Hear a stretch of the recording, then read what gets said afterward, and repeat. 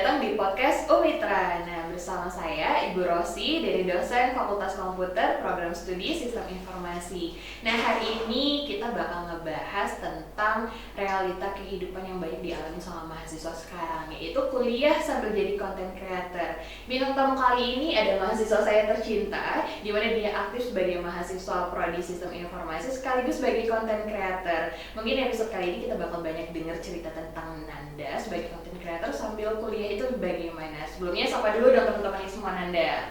Halo semua. Halo, apa kabar Nanda hari ini? Alhamdulillah. Gimana? Bu Rosi ganggu nggak nih waktu sibuknya sebagai content creator? Enggak sih Bu. Enggak. Oh ya, kebetulan Nanda ini sekarang semester 8. semester 8, berarti lagi nyusun skripsi dong. Iya benar. Nah, boleh cerita dikit nggak? Awal mula sebagai content creator itu gimana? Awal mulanya sih iseng ya Bu, karena kan saya suka dokumentasi dan sharing-sharing aja ke media sosial gitu. Berarti content creator ini sudah bisa dibilang sebagai kegiatan serius nggak? Oh itu ya serius sih Serius? Bu. Ya. Apalagi sebagai mahasiswa jadi content creator, menurut kamu gimana tuh tantangannya? Susah sih Bu, kalau tantangannya tuh susah ngebagi waktunya aja buat tugas sama buat ini konten gitu. Apalagi nanti kan lagi nyusun skripsi ya teman-teman semua. Benar. Nah, dari nyusun skripsi itu sendiri ya, nyusun skripsi itu tekanan dari dosen pembimbing itu gimana? Pasti bakal berat banget. Nah, satu sisi kamu juga sebagai content creator, sempat ragu nggak awalnya jadi content creator? Kalau dari awal sih saya nggak ada keraguan ya Bu ya, karena saya ngeliat influencer itu pada sukses karena konten kreator gitu. Cuman yang saya takutin itu takut tugas saya keteteran gitu, takut skripsi saya nggak selesai gitu. Ya balik lagi sih Bu ke diri kita masing-masing, bisa nggak kita bagi waktunya gitu, pinter-pinter bagi waktu aja sih Bu. Kalau boleh sharing ke teman-temannya tips bagi waktu ala Nanda. Nah, gimana tuh tips bagi waktunya? Tips bagi waktu dari aku, itu yang pertama kita selesaiin tugas kita di waktu luang apapun. Yang kedua, jangan remehin tugas apapun itu. Dan yang ketiga, kita bikin skala prioritas. Kalau misalkan tugasnya itu berat, ya kita selesaiin dulu pelan-pelan. Kalau misalkan tugasnya itu masih bisa ditunda nanti, ya kerjain dulu yang berat dulu gitu. Oke, bener banget.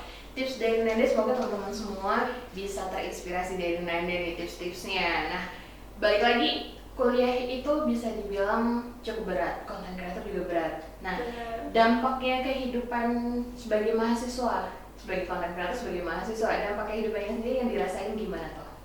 Ya seru sih Bu, kalau saya ngalaminnya seru karena kan kita dapat pengalaman baru, kita ke tempat baru, terus kita ketemu orang baru kayak gitu. Banyak nggak teman-teman mahasiswa yang lain, wah ini kan kakak yang ada di TikTok gitu, sering nggak kayak gitu? Kadang ketemu sih Bu kayak gitu. Berarti cukup famous juga nih Nanda. Amin. Amin. Nah, kira-kira dari content creator sendiri, kalau bisa dibilang content creator ini ada kaitannya juga lah ya sama ilmu komputer. Kira-kira kaitan menurut Nanda jadi sebagai mahasiswa Fakultas Komputer dan satu sisi juga sebagai content creator, itu kaitannya gimana? Kaitan jurusan kita sama content creator tuh sangat berdekatan sih Bu, karena kan kita belajar ini ya tentang logika berpikir, dan itu tuh penting banget loh dipakai sama content creator gitu. Gimana caranya kita ngembangin konten, gimana caranya kita bikin konten, kayak gitu sih Bu. Oke. Nah, di satu sisi pernah nggak sih kamu berpikir untuk aku harus milih yang mana nih, skripsi kah atau konten kah? Nah gitu, pernah nggak di sisi seperti itu? Pernah, tapi cara ngatasinnya tadi Bu, kita bikin skala prioritas. Kalau misalkan itu tugas kita mepet, ya kita kerja dulu tugasnya. Kalau misalkan deadline konten kita yang mepet, ya kita selesaiin dulu kontennya kayak gitu. Kalau boleh cerita, konten Nanda sendiri itu gimana? Kalau aku sih tentang review, lifestyle gitu sih Bu, makanan gitu. Oh, bisa dibilang food vlogger gitu? Iya. Nyicip-nyicip makanan di tempat yang baru. Iya benar. Sejauh ini penghasilan, boleh nggak nih kita bahas penghasilan? Penghasilan Nanda kira-kira sudah cukup belum sebagai bisa dibilang udah jadi mahasiswa? Iya, berarti kan sambil kerja lah dibilang ya, kerja sampingan itu content creator. Kalau menurut Bu Rosi itu sebagai kerjaan sampingan juga yang bisa menghasilkan dan membantu kehidupan Anda juga kan. Nah, gimana kira-kira penghasilannya? Cukup? Kalau penghasilan sih cukup ya Bu ya, tergantung kitanya juga rajin apa enggak. Kalau misalkan kita nggak rajin ya dikit gitu. Kalau kita rajin ya lumayan sih Bu buat beli kuota. Lumayan, alhamdulillah. Iya. Berarti awal mula gimana? Maksudnya viewersnya langsung naik kah atau gimana? Yang Enggak. menjadi acuan Nanda, aduh kayaknya aku harus sering nih konten gitu. Ya kalau itu sih tentang konsisten ya Bu ya. Kita tuh harus upload konten setiap hari gitu. Per hari itu tuh nggak memungkinkan juga kayak bakal FYP gitu. Jadi kita bikin aja konten terus kayak gitu sih Bu. Kalau boleh tahu berarti Nanda aktifnya di sosmed apa nih? Di TikTok sama IG. Di TikTok dan IG. Oke, berarti followersnya udah banyak dong. Ya gitu. Alhamdulillah. Alhamdulillah. Nah, pernah nggak sih ngerasain, kan tadi Nanda bilang berarti sebagai content creator harus upload konten tiap hari gitu ya, biar setidaknya ada yang nyelip FYP nih satu gitu kan. Sempet jenuh nggak? Iya jenuh sih Bu, karena memang balik lagi ya konsisten itu tuh berat banget gitu. Berat banget, iya sih, konsisten harus. Berarti pusing dong, udah mikirin kuliah, mikirin ide-ide konten, pusing nggak? Itu udah resiko sih Bu. Udah resiko. Iya. Tapi terbayar nggak dengan cuannya? Ya alhamdulillah. Sudah terbayar berarti ya, ya Allah. Berarti gue sih bangga banget sih bisa punya mahasiswa seaktif Nanda udah di kuliahnya. Bisa dibilang Nanda ini aktif juga loh guys di kelasnya. Terus sekarang juga aktif juga di konten. Banyak sih, gue sih sering lihat Nanda di konten. Iya kan Bu. Makasih Bu. Nah, balik lagi kalau nggak kalau misalnya kita udah melempar suatu video foto di sosmed, itu kan pasti ada yang namanya netizen. Ada pernah ngalamin nggak komen-komen negatif atau yang kurang support itu gimana? Ya kalau komen negatif sih banyak ya Bu ya. Cuman kita kita lihat lagi komennya itu membangun apa enggak. Kalau misalkan membangun ya kita ambil. Kalau misalkan dia itu ujaran kebencian dan kayak ketidaksukaan gitu ya kita skip aja, ngapain gitu. Kita balik lagi ke tujuan utama kita gitu. Bener banget. Berarti emang nggak bisa dipungkirin ya namanya komen negatif itu juga pasti ada. Nah, berarti sebagai content creator Nanda juga diharuskan untuk legowo untuk menerima komen-komen negatif itu ya. Iya benar. Dia sebagai mahasiswa juga jadi content creator. Nah, berarti ada kaitannya dong antara komputer sama konten. Sebagai mahasiswa apa nih ya? Ilmu yang kepake yang udah diajarin sama dosen-dosen di kelas, kira-kira kepake nggak? Kepake banget, kita kan belajar tentang manajemen sistem informasi. Nah itu tuh kepake buat kita memanajemen waktu kita untuk bikin konten, kayak gitu sih Bu. Berarti Ya. ini kegiatan content creator ini bakal terus berlanjut, maksudnya kayak bakal ngasih pengaruh apa di karir hidup kamu gitu loh? Oh kalau berpengaruh sih berpengaruh banget ya Bu ya, karena udah banyak banget orang-orang yang terbukti sukses pakai karena konten kreator kayak gitu. Jadi ketika nanti udah sarjana komputer ya nanti gelarnya Iya. Eskom. Nah berarti ilmu-ilmu dari kuliah Eskomnya sendiri bakal kepake ya? Kepake, Di content creator insyaallah. ya. Oke, di kuliah sendiri pernah nggak kuliah itu jadi salah satu konten kamu? Pernah sih Bu, ada in my life. Ada in my life, Iya. bener-bener. Berarti kamu mengeksplor kegiatan kamu sebagai mahasiswa gitu maksudnya? Iya benar. Oke, berarti ketika kamu bikin namanya sebuah konten, itu kan berarti melalui proses yang cukup panjang nggak sih bisa dibilang? Jadi pertama kali kamu take, terus ada proses editing, itu ada tim yang bantu kah atau Nanda sendiri? Aku sendiri sih Bu, Sendiri? sejauh ini belum ada tim. Iya. Berarti Peter ngedit dong? Amin, kayak gitu deh. Karena Bu Rosi juga pernah lihat konten-konten Nanda, editannya lumayan bagus loh Nan. Iya tak Bu. Lumayan bagus banget jadi. Nah kalau yang bantu take Itu kadang sama teman sih, sama teman, sesama teman konten kreator juga gitu. saling support Iya gitu. benar. Berarti nah kalau misalnya balik tarik dari awal, idenya sendiri itu dapetnya dari mana? Ide awalnya Kontennya, gimana? ide kontennya. Misalnya oke besok kita bakal bikin konten ini nih, nah gitu. Oh, kalau itu sih karena kita ngikutin tren aja sih Bu. Kayak waktu itu kan lagi tren Day in My Life, jadi kita bikin. Atau lagi ngetren review gitu, kita ikutin kayak gitu. Ini sebagai content creator itu harus bikin konten setiap hari gitu ya. Iya benar. Kadang kalau misalnya pernah ngerasa sedih nggak sih ketika kita udah capek-capek bikin video, ngedit segala macem, kita upload ternyata nggak FYP. Gimana perasaannya tuh? Kalau FYP nggak FYP itu mah udah resiko ya Bu ya. Tapi kan balik lagi algoritma itu tuh kadang kita upload hari ini nggak mesti FYP hari ini, bisa jadi bulan depan atau nggak minggu depan kayak gitu sih Bu. Jadi hilangkan rasa sedih itu. Iya, upload aja. Upload gitu. aja. Wah, bener banget. Berarti upload aja. Tapi nggak sembarang upload dong. Iya. Tetap ada proses editing juga dari Nendenya. Makanya itu tadi kalau Bu Rosi bisa bayangin sebagai mahasiswa, Nanda harus ngerjain tugas-tugas kuliah, terus harus disembaringi dengan ngedit-ngedit video konten, itu pasti capek banget ya. Jadi yang bikin semangat apa nih? Ketika Nanda sudah lelah, capek, ternyata harus semangat lagi, itu tuh apa biasanya pemicunya? Yang bikin semangat itu tuh karena pengalamannya sih Bu, karena kan kita kadang diminta review ke kafe ini, ke tempat itu gitu. Itu kan tempat baru dan gak semua orang tuh bisa ke situ gitu. Alhamdulillah kita dapat kesempatan di situ, jadi kita semangat gitu. Bener banget. Iya. Bener-bener berarti sebagai pengalaman juga ya, pengalaman baru ketika ada tempat baru atau makanan baru.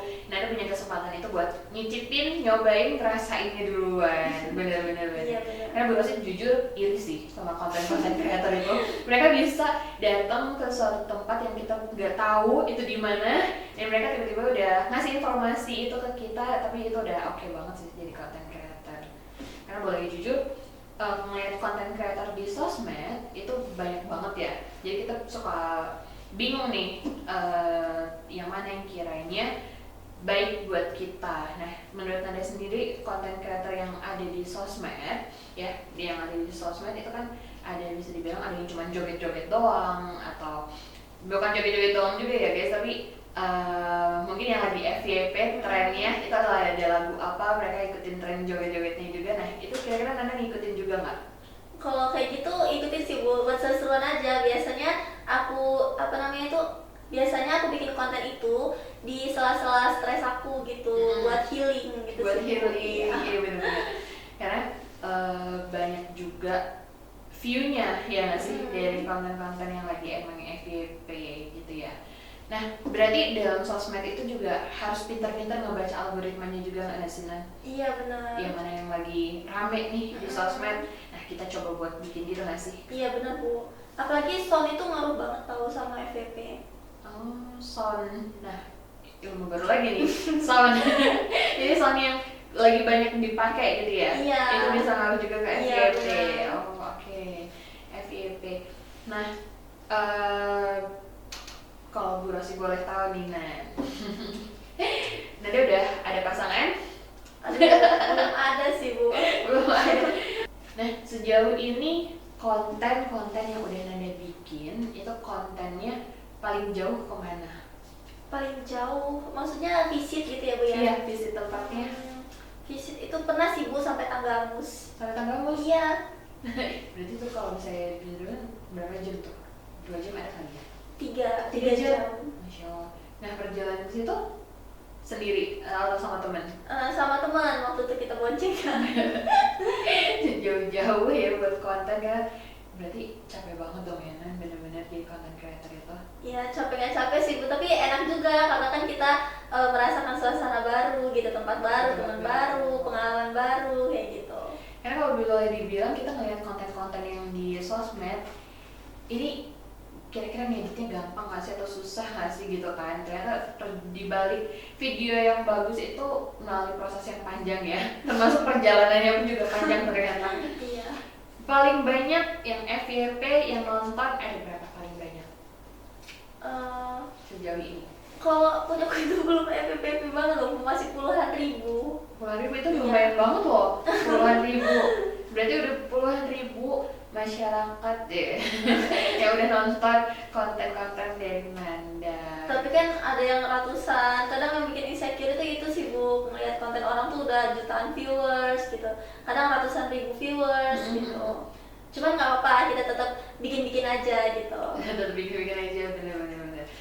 tidak ada usaha yang mengkhianati hasil gitu nggak sih? Iya benar. Selama kita usaha sungguh-sungguh, pasti insya Allah nanti ada jalannya, ya nggak sih? Iya benar. Nah, sejauh ini kuliah gimana? Lancar? Alhamdulillah lancar. Skripsi aman? Aman. Tapi skripsi aman, konten Konten juga aman juga dong. aman dong, Masya Allah. Hebat sih, mahasiswa Ibu Rosi satu ini, bangga deh sama kamu. Bisa aja ibu. Biar gini, karena kenapa sebagai mahasiswa, apalagi zaman sekarang ya, banyak banget dari sosmed itu bisa yang namanya ngasih pengaruh atau dampak yang besar buat teman-teman lainnya juga. Makanya kali ini, podcast kali ini kita ngebahas tentang content creator. Siapa tahu mahasiswa-mahasiswa yang kurang pede, nah itu bisa belajar banget dari Nanda. Nah, kalau boleh tarik lagi, pertama kali langsung pede kah atau ada gimana rasanya? Malu sih bu, apalagi kita kan waktu itu review cafe ceritanya. Jadi di cafe itu kan ada banyak orang tuh. Kita masuk bawa tripod itu kan udah diliatin orang tuh. Tapi kita kalau misalkan mikir itu kayak kalau misalkan kita mikirnya gitu-gitu terus gak jadi dong konten kita. Jadi kita kayak ya udahlah yang penting berlalu gitu. Lagi pula ya orang nonton kita itu nggak bakalan nggak bakalan ngeliatin terus gitu, paling cuma 15 detik abis itu udah mereka sibuk masing-masing gitu. Oh, gitu. Iya bener sih, ngelewatin yang namanya perjalanan dilihatin orang gitu ya. Iya. Yang di awalnya sempet gak pede, sekarang udah pede banget. Ya, alhamdulillah. Berarti kalau misalnya sebagai kacamata awam ya Bu Rosi ngeliat konten creator itu di suatu tempat mereka mereview itu, iya sih emang kepo-kepo dikit sih kita, wah itu ada konten creator ini mau bikin konten apa nih gitu kan. Nah tapi dibalik itu semua kita juga nyari loh di sosmed itu, misalnya gue rasa lagi weekend nanti mau kemana nih sama keluarga, pasti yang dicari ke sosmed kan, daripada sekarang ke Google udah kayaknya jarang banget lagi kita sosmed. Misalnya tempat healing family gitu ya, pasti bakal muncul banget konten-konten creator yang ngebahas tentang tempat-tempat healing di weekend. Apalagi kita bisa lebih rinci lagi, misalnya daerah Bandar Lampung atau daerah Metro, nah banyak tuh teman-teman dari konten creator. Nah makanya itu jadi semangat buat Nada juga nggak sih, buat menginspirasi teman-teman semua. Iya benar sih bu. Jadi kalau saya jalan-jalan udah paling jauh ke Tanggamus. Nah pernah dapat pengalaman yang nggak enak kah selama konten ini? Pernah sih bu, waktu tuh dijudesin sama karyawannya, aduh sedih banget. Cuman nggak apa-apa lah, kita kan profesional ya bikin konten. Dijudesin ini kenapa tuh maksudnya? Nggak tahu, dijudesin aja gitu, kayak kita kan senyum tuh, dia tuh nggak senyum, apa mungkin mukanya kayak gitu kali. Jadi kita merasa sedih gitu, kenapa gitu. Itu berarti jadi salah satu pengalaman yang gak enak kali ya. Iya. Ya emang bener sih. Termasuk diliatin orang segala macam itu, tapi sebenarnya kata balik lagi kata Nanda tadi, semuanya pasti akan berlalu gitu. Iya. Tetap semangat bikin kontennya gitu. Iya benar. Sejauh ini pengalaman gak enaknya kita udah tahu, terus tempat terjauhnya juga udah tahu. Dampak paling besar menjadi seorang content creator itu apa dampaknya? Dampaknya sih saya jadi lebih pede, terus itu komunikasi juga lancar ya bu ya. Terus juga kita kenal banyak orang, jadi memperluas networking gitu. Dan bahkan sebelum lulus pun kita udah dapet kerja gitu loh bu, karena hasil dari content creator gitu. Berarti dengan content creator ini salah satu cara Nanda untuk membangun yang namanya personal branding. Ya Benar. Jadi personal branding, kalau boleh kasih tahu teman-teman, personal branding seorang Nanda Riani Pratiwi ini seperti apa? Aduh, kalau personal branding itu dilihat dari mereka aja sih bu, nggak bisa dijelasin dari kita. Soalnya kita kan nggak bisa ngelihat kita sendiri gitu, harus orang lain yang ngeliat kita gitu. Oke, berarti tapi kalau misalnya jadi content creator, Nanda itu pengen dikenal sebagai content creator yang apa? Yang humble, yang baik, humble. ya. Yang ramah. Humble, yang ramah. Berarti sejauh ini banyak nggak sih requestan untuk bikin konten? Kak bikin konten ini dong, Kak datang ke sini dong gitu. Banyak sih, banyak kayak gitu. Biasanya itu dari followers kah atau dari kayak owner cafe atau owner tempat gitu? Banyak. random sih Bu, kadang dari owner yang minta review langsung atau enggak dari teman-teman kayak Kak datang dong ke sini gitu, Kak cobain ini dong kayak gitu-gitu. Berarti langsung kalau misalnya kamu bisa langsung kamu ini dong Iya, jalanin. benar-benar. Oke. Berarti ketika kamu udah jadi content creator sekaligus mahasiswa gitu ya. Terakhir, apa pesan buat teman-teman mahasiswa lainnya yang kira-kira masih ragu untuk memulai sebagai content creator atau ada yang pengen coba-coba buat jadi content creator, kira-kira ada tipsnya nggak, pesan-pesan buat teman-teman semua? Kalau menurut aku sih jangan merasa tertinggal, mau kalian itu semester berapa, umur berapa, mulai-mulai aja. Karena selagi itu ada peluang, kenapa nggak diambil gitu ya kan? Karena bisa dibilang proses tiap orang itu beda-beda ya nggak sih? Iya benar. Jadi Apalagi content creator itu kan peluangnya besar ya Bu ya. Jadi makanya tuh content creator itu bisa dibilang salah satu pekerjaan yang banyak dilirik oleh kaum muda. Benar, benar. Karena tapi bisa dibilang content creator tuh bukan cuma anak muda sih ya. Iya.